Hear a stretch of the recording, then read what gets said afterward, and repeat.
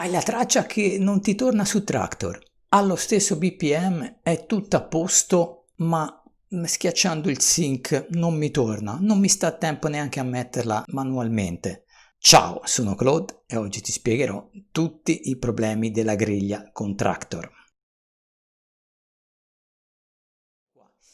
Siamo prontissimi per spiegarvi tutte le peculiarità della griglia di Traktor. Anzitutto bisogna vedere il tipo di analisi che è stata scelta. Traktor ogni volta che inserite una traccia nel lettore fa un'analisi e setta un bit grid, cioè una prima griglia che eccola qua, vedete, 1. Questo lo potete vedere facendo l'analisi, andatevi a vedere i tutorial precedenti se ancora non l'avete visto. Ecco qua, Automatic BPM Set Bit Grid oppure Special, scegliete voi tutti i campi. Come detto, andatevi a vedere i tutorial precedenti sull'analisi di Traktor dove è spiegato tutto molto bene nel dettaglio.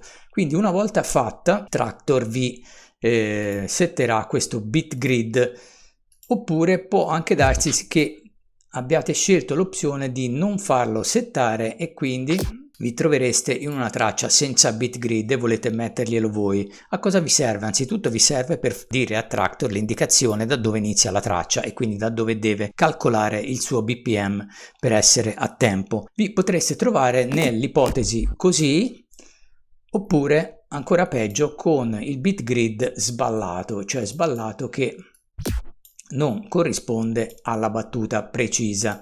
Quindi cosa succede? Che quando andrete a mettere insieme le due tracce, pur sincronizzandole, adesso sentite che sono un disastro, fuori tempo, mal di stomaco solo a sentirle.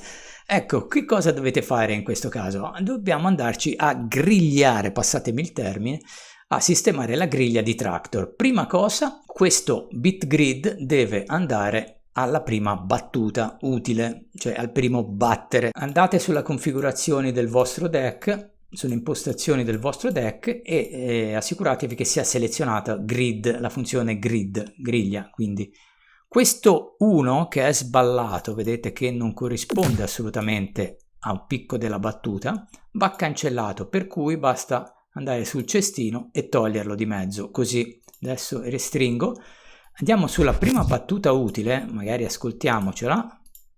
Eccolo qua, sentite, questo è un bel battere. Quindi essendo un bel battere ci mettiamo il nostro bit grid, come lui chiama grid marker, cioè il marcatore di inizia traccia. Come faccio? Con questo, mettendo 1. Poi restringo e vado a vedere se tutti gli altri marcatori sono stati inseriti giustamente sulle battute e andiamoci a vedere che tutti i marcatori corrispondano alle battute che vogliamo noi. Lo vediamo già a occhio, però 2, 3, 4, 5, 6, 7, 8, 1, 2 esattamente corrispondono alle battute. Quindi la traccia è stata sistemata. Problema risolto. Se non avrete il bit grid potete metterlo voi, quindi non avete da cancellare, saltate un passaggio, ancora meglio. Potete anche, prima di mettere le mani al bit grid, fargli fare una scansione in automatico, cioè rianalizzarlo di nuovo facendo così, analyze di nuovo, oppure semplicemente facendo reset e auto. Vedete che lui qua sotto vi rianalizzerà la traccia e vi risistemerà la griglia. Qualora non dovesse essere messa nel modo giusto, interverrete voi nella maniera che vi ho fatto vedere io. Può anche capitare che caricando una traccia, vedete, il BPM può essere sballato. In questo caso lui ha raddoppiato le battute, le vede a 200 anziché 100. Dico 200 perché ovviamente questo è un reggaeton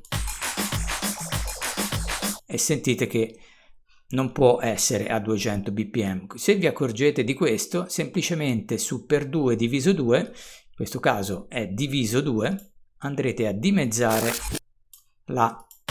vedete che le battute ora intervengono dimezzate come le vogliamo noi, cioè alla sua velocità reale. Quindi questi due tasti, reset e auto, è per risistemare la traccia, rifargli fare l'analisi. Per 2 diviso 2 qualora lui sbagliasse il BPM, adesso è 100.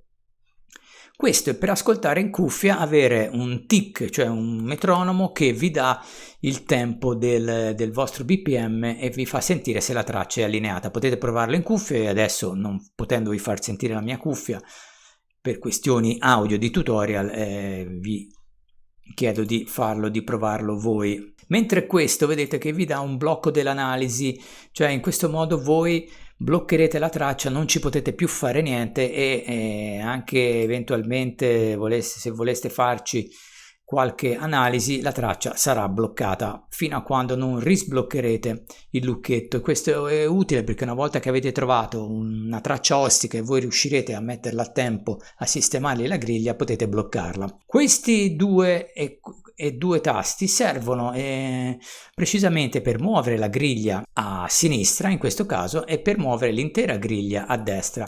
Vedete come funziona? Vedete che la griglia si sposta se qualcosa non vi torna. Vedete che si sposta a sinistra e a destra. Ecco qua, lentamente.